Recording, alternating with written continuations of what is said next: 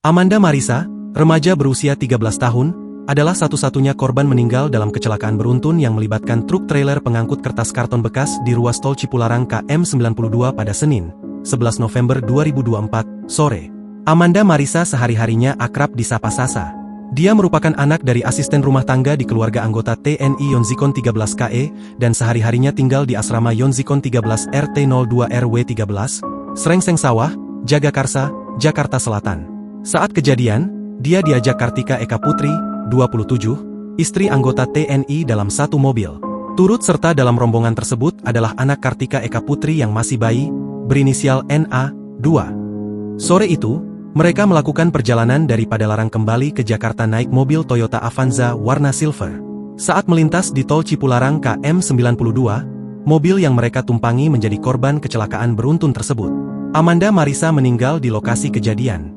Yang meninggal ini, anak dari asisten rumah tangga, ungkap Yonzikon 13 ke, Letkol Siziai Dedi Tri Sulistyo saat dihubungi tribunnews.com, Selasa, 12 November 2024. Pihak RS Abdul Rajak di Purwakarta yang menerima jenazah Amanda sesaat setelah kecelakaan terjadi menyatakan, Amanda meninggal di tempat kejadian kecelakaan karena badannya terkena benturan sangat keras.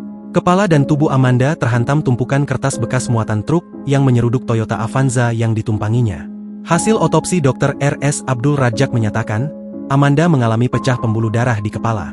Sonia Aprilia, 22, kakak kandung korban, menduga adiknya sempat berupaya melindungi balita berinisial NA, 2, anak Kartika Eka Putri, yang merupakan majikan ibunya.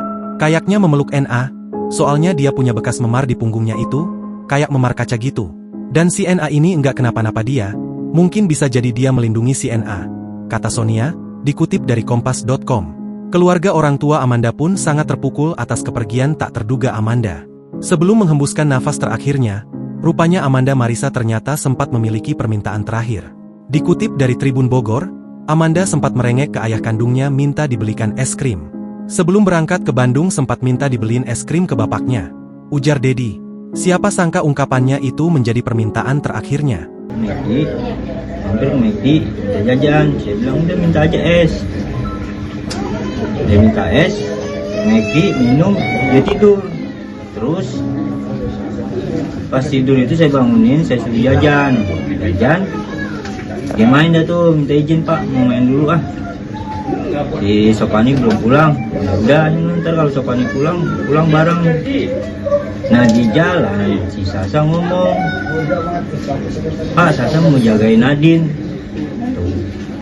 Itu kapan? Hari Jumat sebelum kejadian. Iya. Oh itu izin orang bilang mau jagain Nadine. Iya.